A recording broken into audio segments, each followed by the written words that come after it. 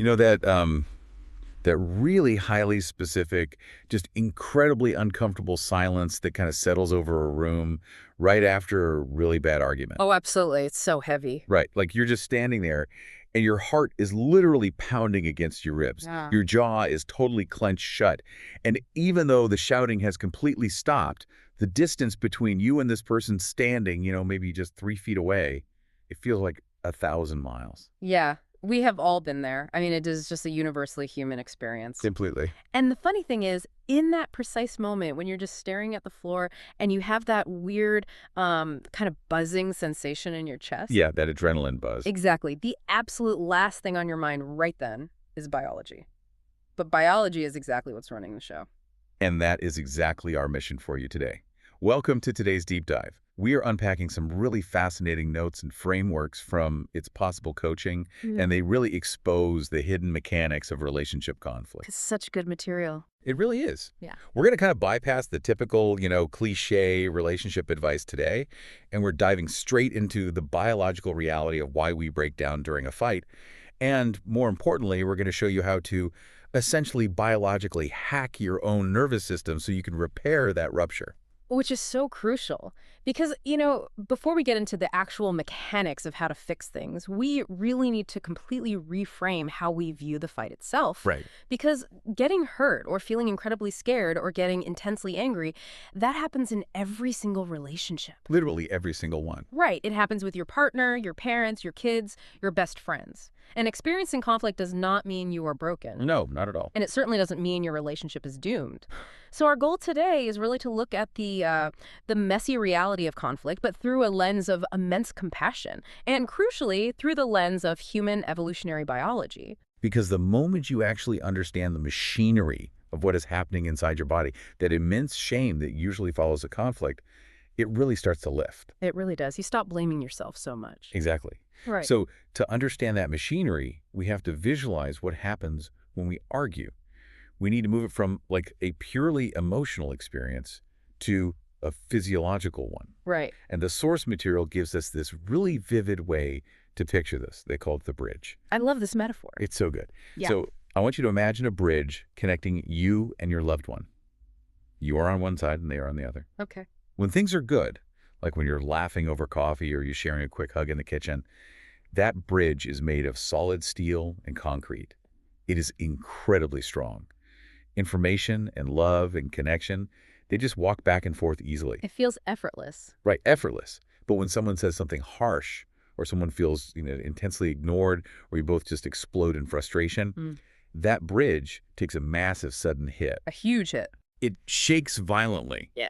And sometimes the connection just completely snaps. And this is exactly where the biology kicks in. Because inside your body, your autonomic nervous system acts like a little guard. A little guard. Right, a little security guard. And this guard essentially has one job, and that is to stand on your side of the bridge and scan for danger. Constantly.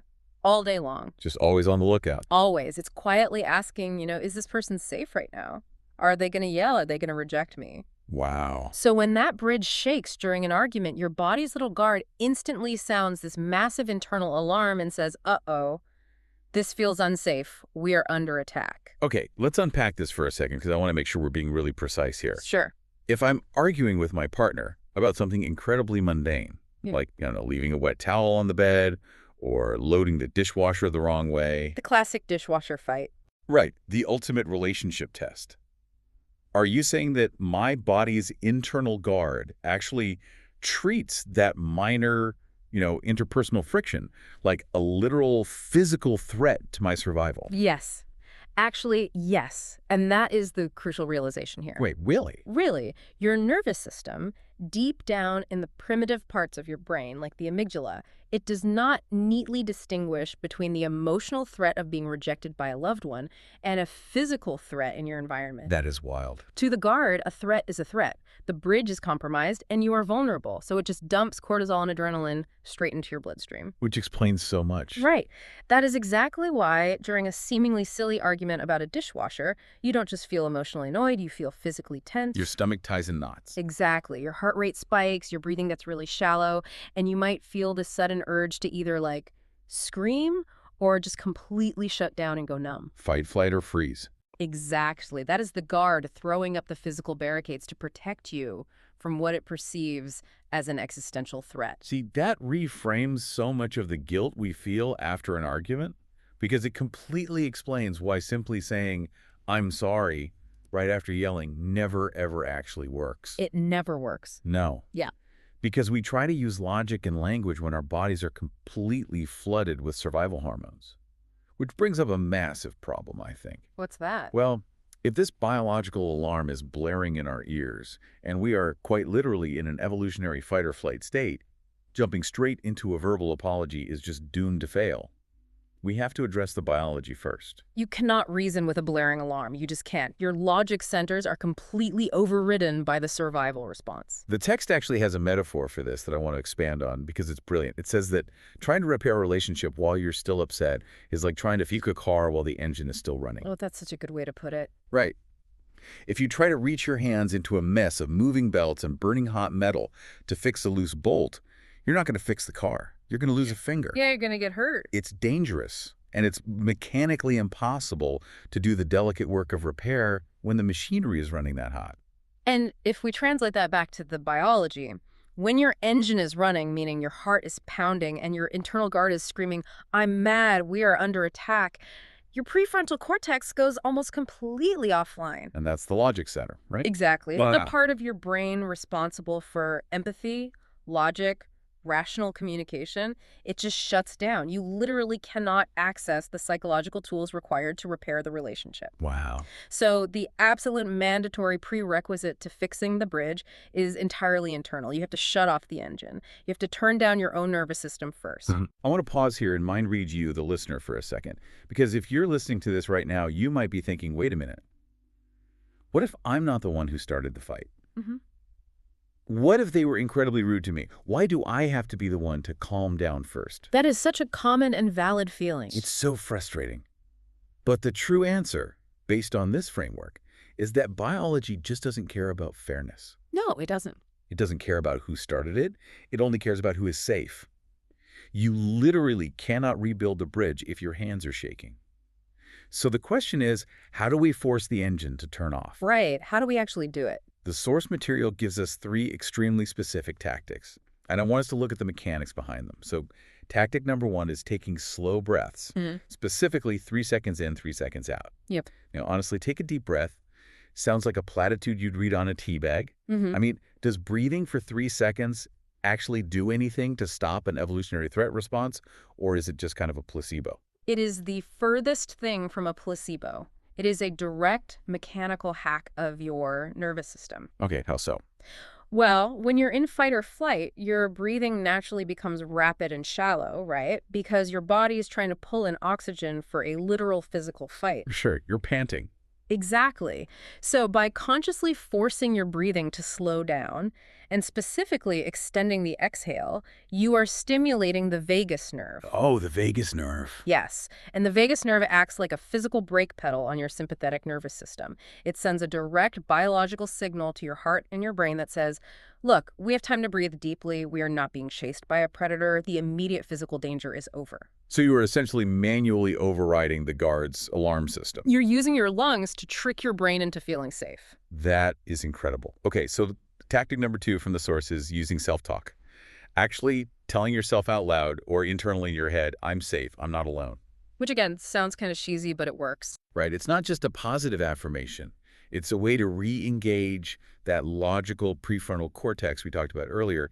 You are using language to ground yourself back in the present reality rather than the perceived threat. Precisely. You are feeding your brain new, safe data to process. I love that. And then tactic number 3 is engaging in a calm activity. Stepping away to draw, taking a slow walk around the block, or literally just sitting quietly in another room for a few minutes. Just getting a change of scenery. Why does stepping away work so well, biologically speaking? Because it stops the continuous flood of new trigger signals. Oh, that makes sense. Think about it. If you stay in the room staring at the person who just yelled at you, Your guard is constantly receiving new visual and auditory data confirming the threat. Their angry face is just keeping the alarm going. Exactly. So by physically removing yourself and doing something rhythmic or calm, you give your body the actual time it needs to metabolize and flush the cortisol and adrenaline out of your bloodstream. Which feels incredibly counterintuitive in the heat of the moment, doesn't it? Oh, totally. Because when we're fighting, the overwhelming human instinct is usually to press the issue. We want to follow the person into the hallway to make our final point. We want to win. We want to force the resolution right then and there so we don't have to sit with the discomfort. But this framework insists that self-regulation is the mandatory prerequisite to relationship repair. Fixing the connection between the two of you actually starts completely, 100%, on your side of the gap. It does. You cannot pick up the wrench until the engine is off. Okay, so let's say we've done the internal work, the engine is finally off. We stepped away, we stimulated the vagus nerve with the 3-second breathing, the cortisol is clearing out, the biological alarm is quiet. We are calm. Okay, good place to be. But a quiet alarm doesn't mean the bridge is rebuilt, right? It Mhm. just means it's safe to start working. Exactly. So how do we actually cross the gap? What are the interpersonal mechanics of active repair? So the text breaks this active repair phase down into 3 core elements. And the first is listening. And this doesn't mean just, silently waiting for your turn to speak. Which is what we usually do. Right. It means truly hearing the other person's reality, even if you are still feeling a lingering sense of frustration. Listening when someone is actively annoyed at you is so difficult. I mean, my immediate instinct is always to defend my own actions, to explain why I was actually right all along. Of course. But remember the biology we just discussed? Their little guard was sounding the alarm too. They're also flooded with stress hormones. Oh, right. It's not just me. Exactly. So if you immediately launch into a defense, their amygdala reads that as a counterattack. The threat level spikes all over again. So defending yourself actually makes it worse biologically. Yes. Deep active listening is how you show their biological guard that you are putting down your weapons. You're absorbing their reality, which physically proves you are not a threat to them. That framing changes everything. You aren't conceding the argument. You are de-escalating a biological threat. That's a perfect way to look at it. What is the second element of active repair? The second element is owning your part of the rupture. And the source gives us some excellent, highly specific examples of what this sounds like in practice. Because apologies can be tricky. Oh, they can be terrible. Instead of vague, sweeping apologies like, I'm sorry you feel that way. Ugh, the worst apology. Right. Which, by the way, usually feels like a covert attack to the other person's nervous system. It really does. Instead of that, it's about naming the specific action that shook the bridge. It's saying, I'm sorry I exploded instead of staying calm, or I'm sorry I walked away while you were speaking. That's so powerful. When you say, I'm sorry I walked away, you leave absolutely no room for debate. You aren't evaluating their feelings. You are stating a factual action you took. Exactly. You are providing undeniable evidence to their nervous system that the person who caused the threat is actively taking responsibility for it. It disarms the tension almost immediately. It's taking ownership. And the third element. The third element is being kind. Sounds simple. It sounds like basic etiquette, right? But in the context of biological repair, it means being highly intentional with your physical body language and your tone. How so? It means consciously making soft eye contact. It means actively lowering the volume and pitch of your voice, so you're speaking gently. You are essentially using your physical presence to project safety. You are actively trying to understand their heart in that really vulnerable moment. The source makes a really profound distinction here that I want to highlight, because it points out that this kind of active repair is not about erasing what happened. No, not all. You aren't pretending the fight didn't occur. It is not a time machine. Repair is about looking at the other person and essentially saying, we are going to care about each other again, even though we really messed up just now. It is a conscious, mutual choice to rebuild. Exactly. It's a full acknowledgement of the rupture, combined with a commitment to the repair. As you engage in those 3 elements, listening without defending, owning your specific actions, and softening your body language, you are bypassing their logical brain and communicating directly to their nervous system. You're talking to the guard. You're sending undeniable biological signals over the bridge that say, I am safe to be around again. Which brings up a very practical problem, I think. We've done the internal work to turn off our engine. We've done the interpersonal work of reaching across with kindness and taking ownership. Right. But humans are incredibly good at faking. Oh, very good at it. We can say all the right words while still holding on to massive resentment. Mm. So how do we objectively know if the bridge is actually secure? How do we biologically prove to ourselves that the other person isn't just saying the right words, but actually feels safe? We have to look for the biological leaks. Biological leaks. Yes. Because the internal guard doesn't speak in English. It speaks in physical sensations and autonomic body language.